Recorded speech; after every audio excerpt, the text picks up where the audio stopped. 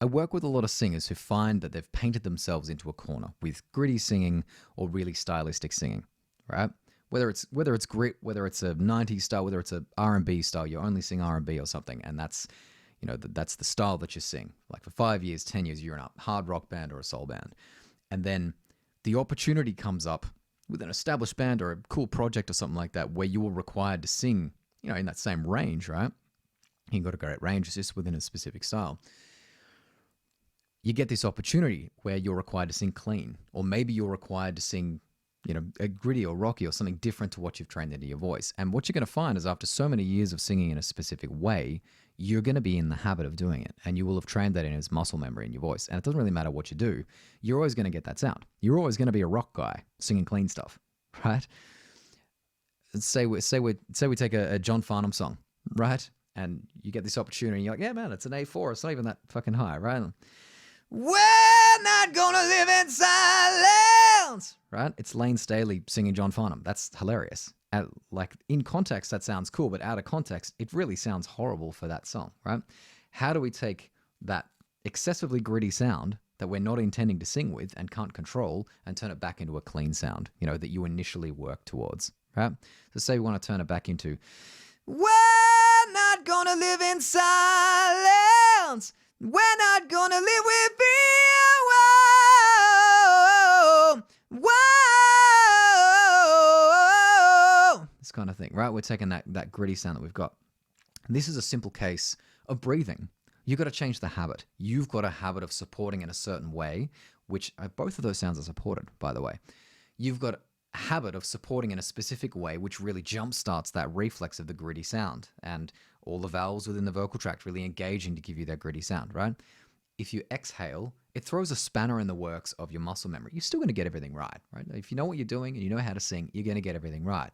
But if you make that simple change within your breathing and you actually exhale, this becomes your control mechanism for your clean sound. If you're approaching this, you're kind of reverse engineering it, right? So if I take that gritty sound, you're the voice trying to understand it. You're the voice trying to understand it. I'm exhaling more. Make a noise and make it clear. Whoa, whoa. You see, I can go between them. This is actually how you need to practice gritty singing. Don't treat it as some different mode. I know you've bought courses and seen training out there where people break the voice up into modes. That's not how the voice works. On a muscular level, in a frequency level, at all. It's not like you flick this switch and you have this thing. They all connect. If you sing a clean sound, right, you can lean into a gritty sound and lean out of it if you practice it in that way. Yeah? Yeah!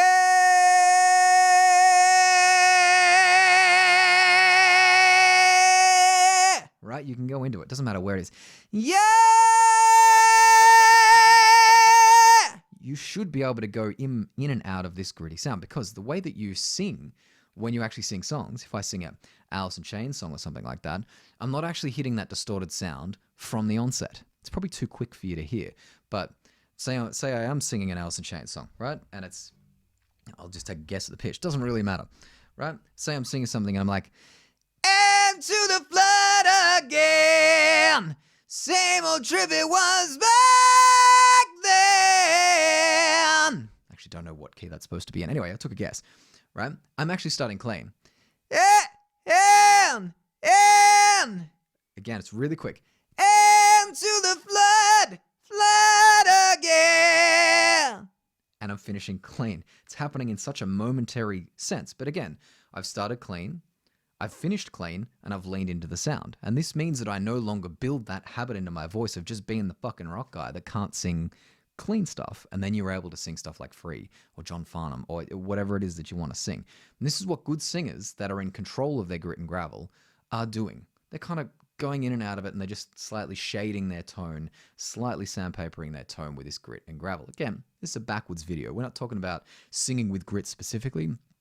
I'm talking about reverse engineering it. If you've painted yourself into that corner of, 90s rock singing or heavy metal singing or rock singing, and this opportunity comes up, really what you need to do, throw a spanner in the works with your support, keep it supported, but you need to, You need to have more airflow, less resistance within the sound. And you're going to find that you're not going to kickstart that habit that you've created of all your compression valves kind of kicking in and resisting the sound, and you're going to sing nice and free and open and clean. Make sure you hit that subscribe button. We're going to talk soon.